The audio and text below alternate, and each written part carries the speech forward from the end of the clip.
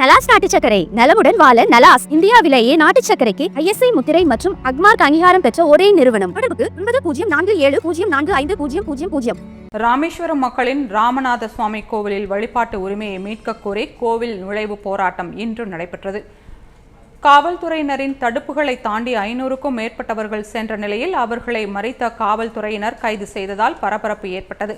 ராமநாதபுரம் மாவட்டம் ராமேஸ்வரம் ராமநாத சுவாமி கோவிலில் முக்கிய பிரமுகர்களும் உள்ளூர் மக்களும் தரிசனம் செய்ய தனி வழி உள்ள நிலையில் இப்போது புதிதாக கோவில் இணை ஆணையராக செல்லதுரை பொறுப்பேற்றுள்ளார். இதையடுத்து உள்ளூர் மக்கள் தரிசனம் செய்ய பயன்படுத்தி வந்த வழித்தடத்தில் தரிசனத்திற்கு செல்ல தடை விதித்ததுடன் கட்டண வழித்தடம் வழியாக தரிசனம் செய்ய வேண்டும் என வலியுறுத்தியதாக தகவல்கள் தெரிவிக்கின்றன.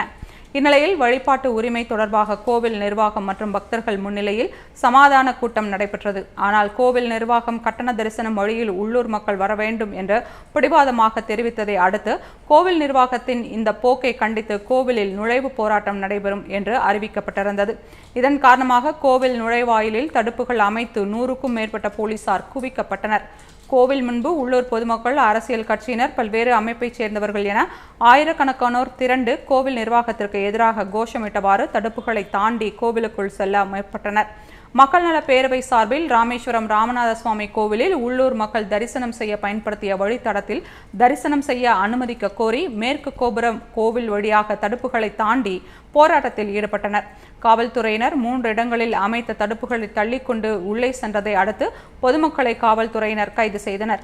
கட்டணம் வசூலிப்பதிலேயே குறியாக இருக்கும் இந்து சமய அறநிலையத்துறை உள்ளூர் மக்களின் உணர்வுகளுக்கு மதிப்பளிக்க வேண்டும் என பக்தர்கள் கோரிக்கை விடுத்துள்ளனர்.